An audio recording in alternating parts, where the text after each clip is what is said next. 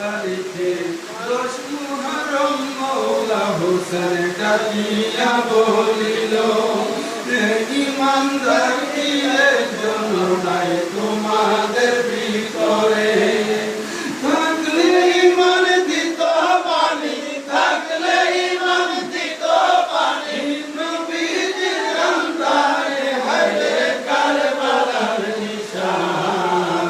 তোমার দেখিলে কান্দে আশিকের পরাণ, হায়রে কারবালার নিশান।